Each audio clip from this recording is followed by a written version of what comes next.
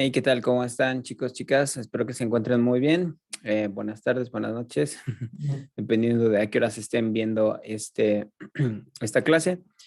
Pero bueno, vamos a dar inicio a la clase y justamente vamos a continuar con lo que nos quedamos la clase anterior. Recordemos nada más que estábamos viendo las técnicas de FNP, de contracción, relajación y de mantener relajación.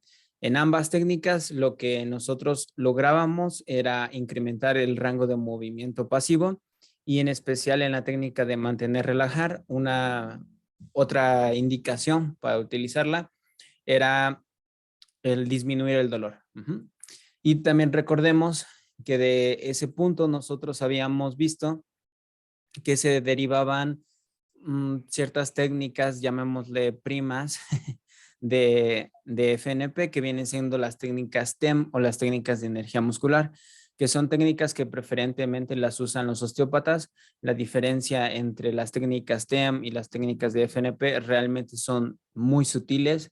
Puede ser solamente el cambio en el que la posición o a veces los tiempos en los que se utilicen.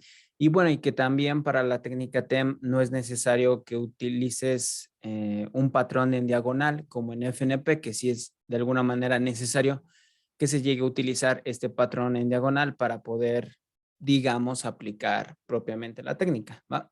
Entonces, en una técnica TEM no es necesario usar la diagonal, son cambios muy, muy sutiles en el tiempo, pero de ahí en fuera tienen la misma, muchas similitudes entre una y otra. Ahora, lo que quiero enseñarles es por qué funcionan las técnicas TEM o por qué funcionan estas técnicas de FNP. Y aquí es en donde vamos a explicar los efectos que tiene los efectos neurofisiológicos, perdón, que van a tener sobre el músculo estas técnicas, ¿ok? Y la primera explicación neurofisiológica que nosotros tenemos es una llamada relajación posisométrica. ¿Qué va a pasar con esta relajación posisométrica? Pues bueno, aquí nos dicen que cuando nosotros cargamos a un músculo isométricamente, esta carga que se genera va a ser detectada por el órgano tendinoso de Golgi. Este envía a su vez una información sensorial que va a llegar hasta la parte posterior de la médula espinal. Este contacta con una interneurona, a su vez contacta con una motoneurona que va a dar una inhibición del mismo músculo al cual nosotros hemos cargado y por ende nos va a llevar a un periodo de hipotonía relativa y este periodo de hipotonía relativa dura aproximadamente unos 15 segundos y esto nos va a permitir relajar de mejor manera o incrementar el rango de movimiento del músculo que nosotros lleguemos a desear. Entonces, vamos a explicarlo ahora con la imagen, ¿ok? Supongamos que aquí nosotros en esta imagen tenemos al músculo bíceps, ¿ok? Le pedimos ahora a este músculo bíceps que realice una contracción isométrica. Déjenme cambiar de color. Aquí está. Al momento de que nosotros hacemos una contracción isométrica, esta contracción isométrica va a ser detectada por el tendón y específicamente por su órgano sensorial llamado órgano tendinoso de Golgi.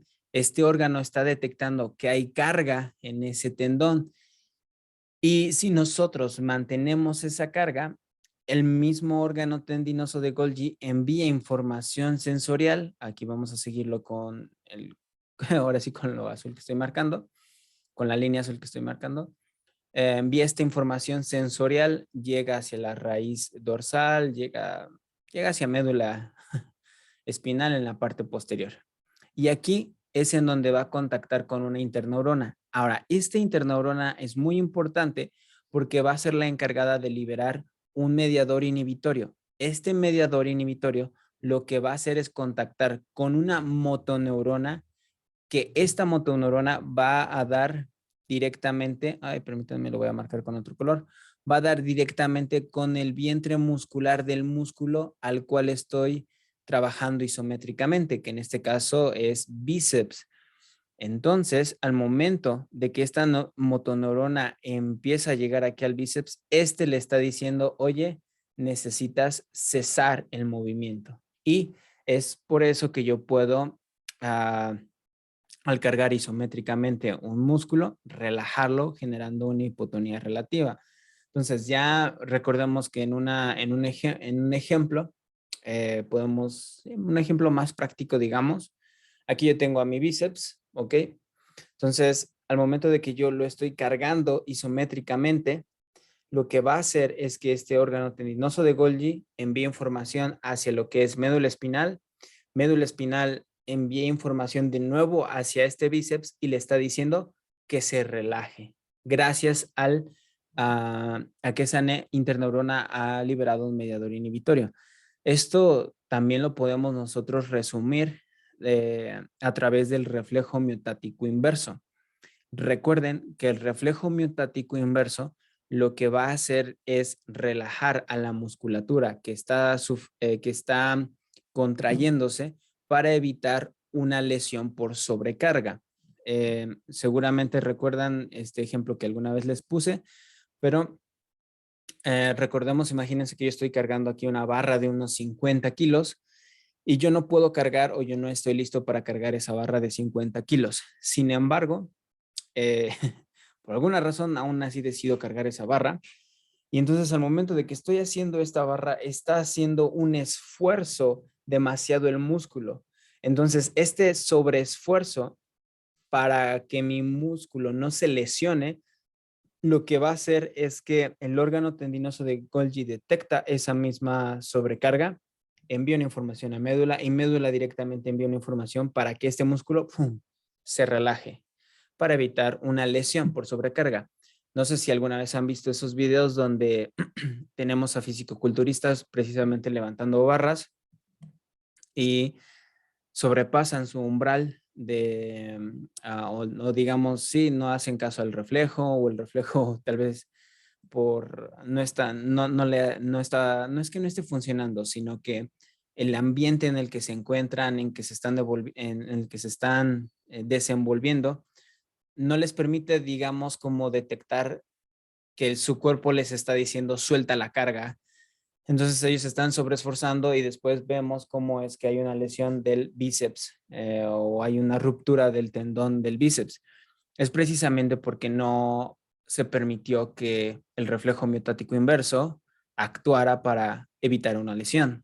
Entonces, es por eso que nosotros, si nosotros ahora aplicamos este principio neurofisiológico a nuestros pacientes, es por eso que podemos ganar mayor rango de movimiento que con un estiramiento estático, al menos de forma, digamos, a corto plazo, ustedes van a notar que que hay una ganancia de mayor rango de movimiento con estiramientos de FNP o con las técnicas TEM, a diferencia de estiramientos estáticos por este principio neurofisiológico que les estoy diciendo. Y el segundo principio neurofisiológico por el cual nosotros podemos llegar a realizar estas técnicas y que funcionen en nuestro paciente es por el principio de inhibición recíproca, que anteriormente ya lo hemos visto, pero que vale la pena volverlo a remarcar. Inhibición recíproca, de manera muy sencilla, nos dice que para que un músculo agonista se contraiga, el músculo antagonista se debe de inhibir. Y recuerden, inhibir entre comillas, porque realmente no es que se inhiba, sino lo que va a pasar es que disminuye su actividad, llamémosle electromiográfica, o disminuye esta actividad del propio músculo para que el otro agonista se pueda contraer de mejor manera. De manera muy sencilla, igual si yo tengo aquí al bíceps y yo quiero que se contraiga, el músculo agonista que viene siendo mi bíceps se va a contraer, pero para esto necesito que mi tríceps se tenga que relajar. Y aquí en esta imagen nosotros lo podemos ver tal vez un poquito mucho más complejo, pero vamos a verlo.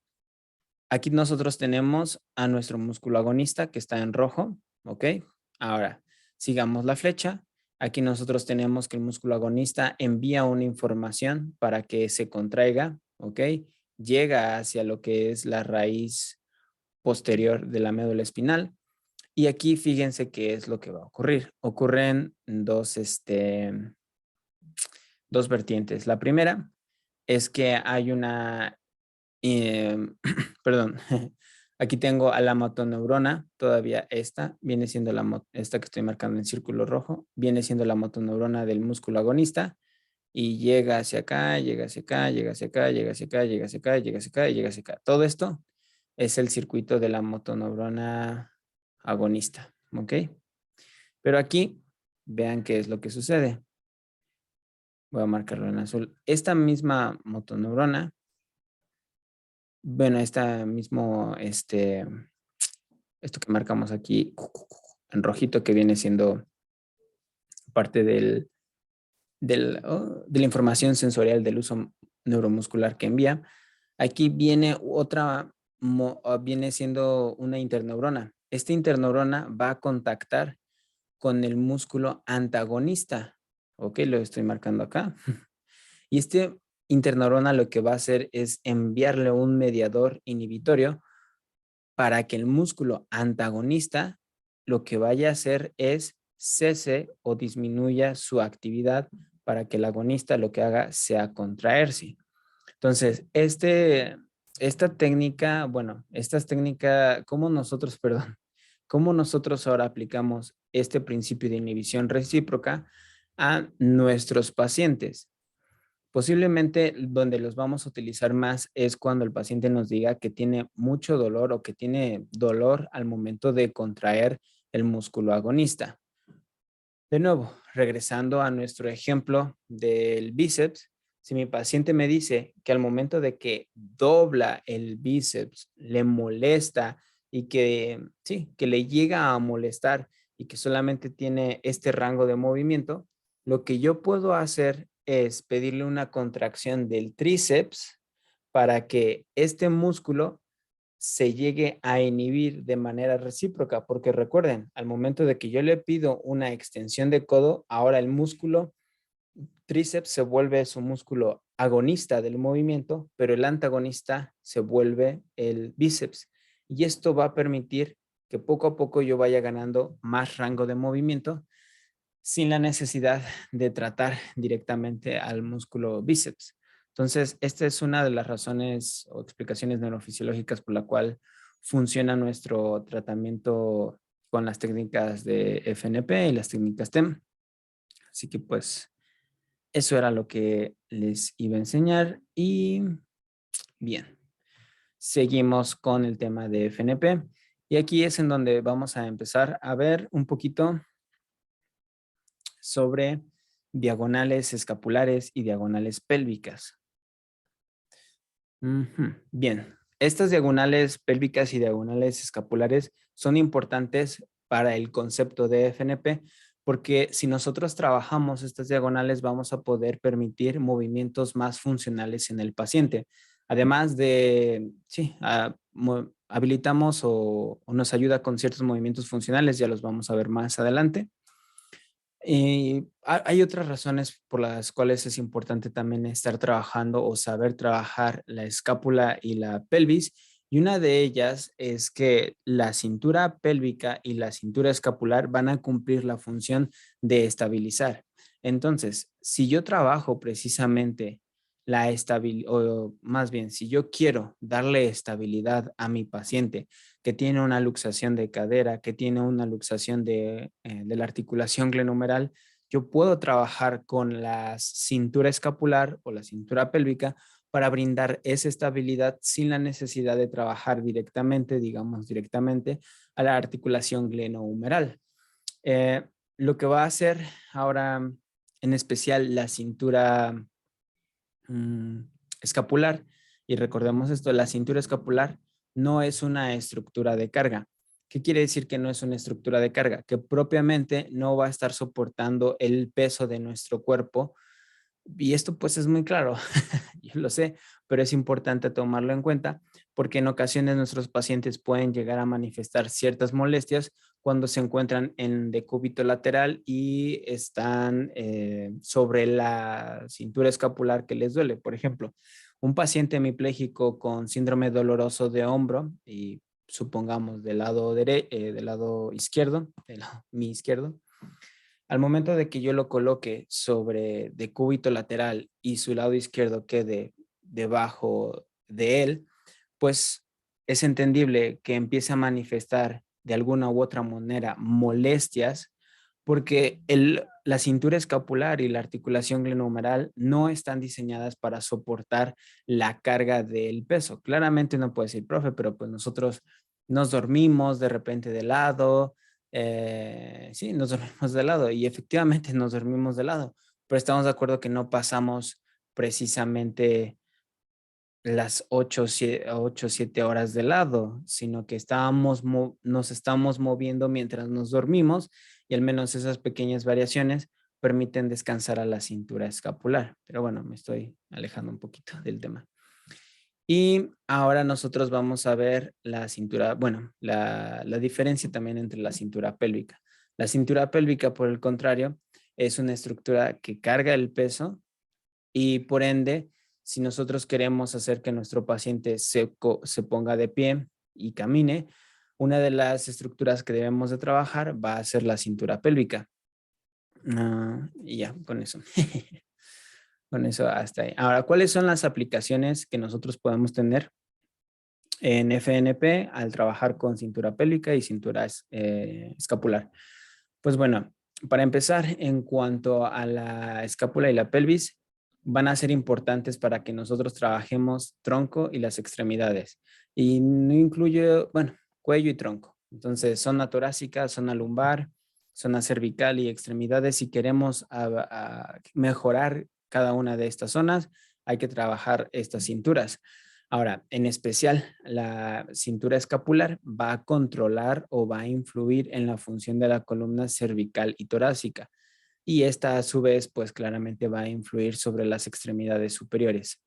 Entonces, esto claramente tiene ya una aplicación. Si yo quiero empezar, por más sencillo que esto parezca, pero si yo tengo un paciente con un dolor cervical, una cervicalgia, un esguince, esta persona está muy sensible al trabajo directo sobre la zona del cuello, yo lo que puedo hacer es trabajar de manera indirecta sobre la cintura escapular para que pueda influir de manera indirecta o casi directa sobre lo que es la zona del cuello.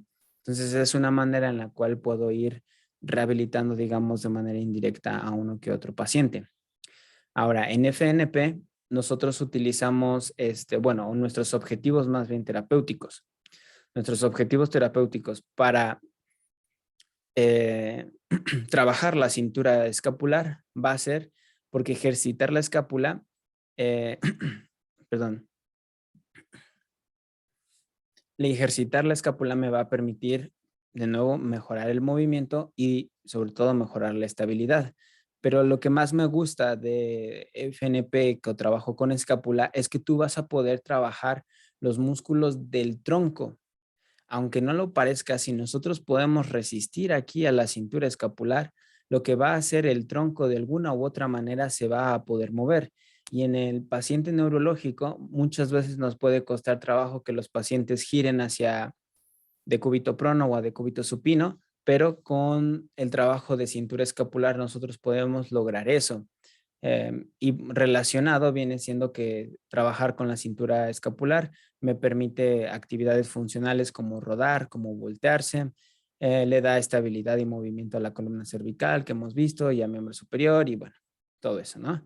Entonces, vean la importancia o vean cómo es que yo trabajando cintura escapular puedo influir sobre otras estructuras que no pensaría en un principio que pudiera, vaya, influir.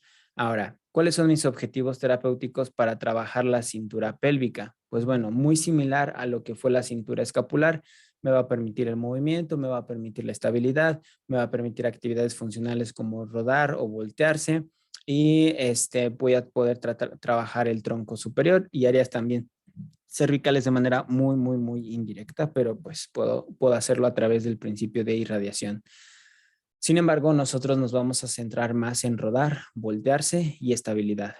Así que supongamos que tenemos a un paciente hemipléjico que le cuesta trabajo la sedestación sin apoyo, pues podemos trabajar FNP en pelvis para, bueno, una técnica de FNP en la cintura pélvica para brindarle esa estabilidad necesaria al paciente. Y bueno, ahora sí, ya vamos a irnos adentrando a las diagonales tanto de pelvis como de escápula. Y algo muy importante es que las diagonales de pelvis y de escápula vienen siendo, bueno, van a tener los mismos patrones escapulares y pélvicos. Por ejemplo, vamos a tener el movimiento llamado elevación anterior y otro patrón de movimiento, perdón, descenso posterior. Tanto en escápula como en pelvis, a esto se le, digamos, esta va a ser nuestra primera diagonal. ¿Ok?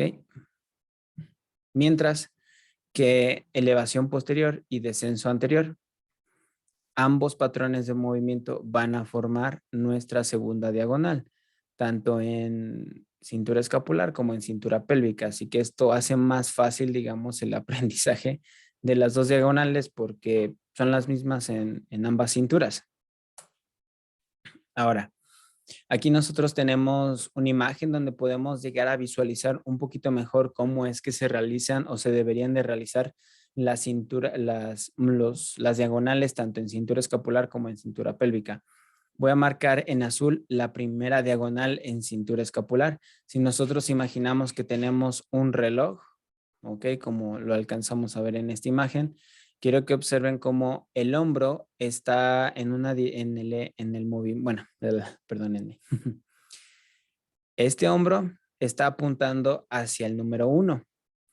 A este patrón que apunta hacia el número 1 se le va a llamar como el patrón de elevación anterior, ¿ok? Mientras que este mismo hombro está apuntando hacia el número 7. Este patrón de movimiento se le llama descenso posterior. Y es exactamente lo mismo con la cintura pélvica. Aquí tenemos a la cintura pélvica y vean cómo apunta ahora este diagonal hacia el número 2. Y este movimiento se llama elevación anterior de pelvis. Y esta misma pelvis está como entre las 6 y las 7. A este movimiento se le llama descenso posterior. Bien. Y ahora la segunda diagonal, veamos otra vez el hombro acá.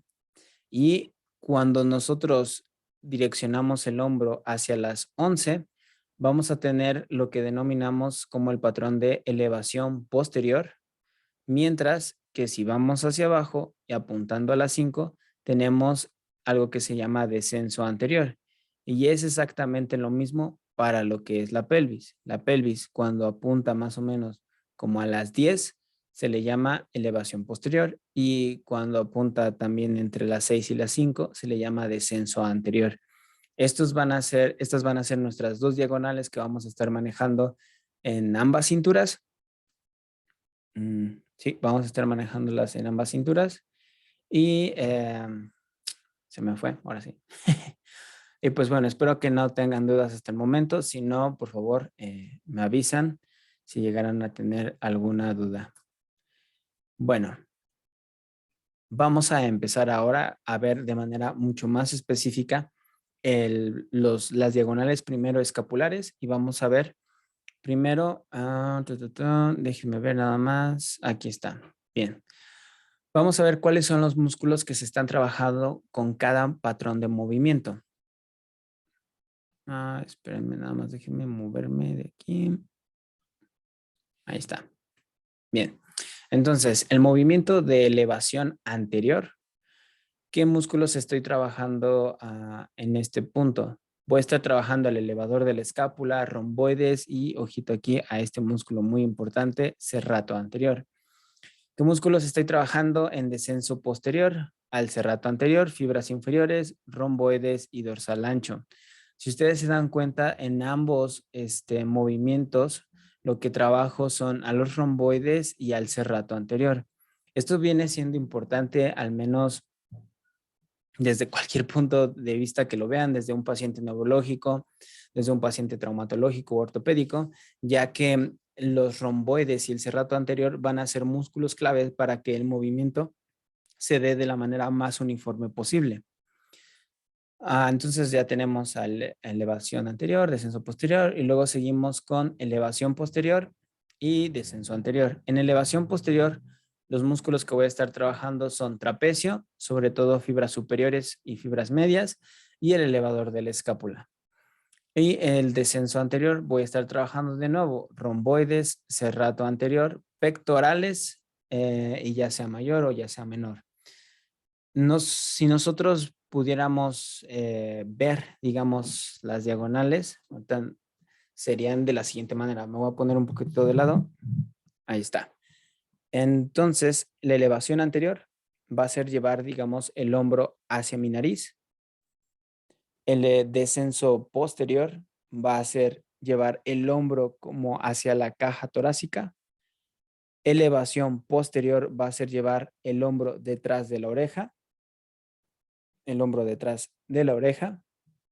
Y lo que es el descenso anterior va a ser llevar el hombro en dirección hacia el ombligo, haciendo esto.